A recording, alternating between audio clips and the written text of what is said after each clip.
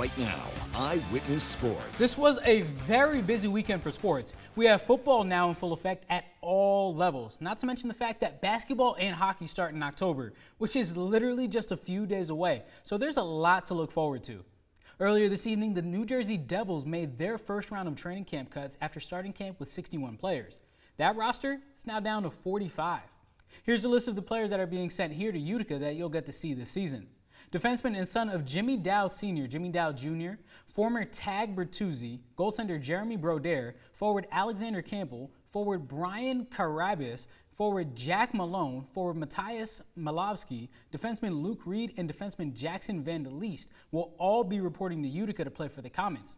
Training camp for the Comets also began today, but we'll check on them a little later in the week. We had a fun weekend of football this past weekend. Bills Mafia, your team, the Buffalo Bills, are one of the last two undefeated teams left in the league, the other team being the Philadelphia Eagles.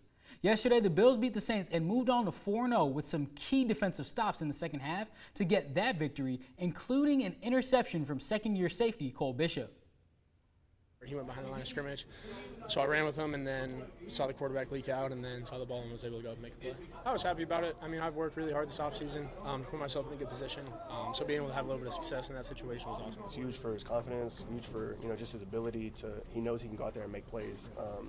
So, like I said, man, I'm happy for him. He's worked his ass off the last few years to get ready to be in a spot where he's contributing and starting NFL safety. We drive ourselves off closers and takeaways. So, that's what we want our defense to be. So, that's what we're going to strive for every day. I feel like Cole, he made a ball play, Oh, that's that willing and that want and that grit, that attitude that, somebody's going to go make that play for the team. It doesn't have a name on who's going to make it.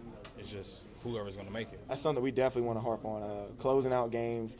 We want to be the people out there that, if the game's on the line, we want to be out there to stop them. There's areas of improvement and things that need to get corrected, but within all that, you don't want to lose the fact that the goal is to win the game. And, we've done that. We found different ways to do that, throughout the season, which, is kind of the foundation of a good team, is finding ways to win. Giants fans, I have good news and I have bad news for you. I'll start with the good news. Jackson Dart started his first career NFL game against the Chargers yesterday, and the Giants actually won a football game. They defeated the Chargers 21-18, and the Giants defense mostly kept the Chargers out of the end zone. The bad news is, just as things were getting good, now your star receiver, Malik Neighbors, was injured and will miss the rest of the season with a torn ACL. He suffered the injury in the first half and underwent an MRI today to confirm the injury. Now Dart and the Giants will have to continue to try and find ways to win games without their number one target.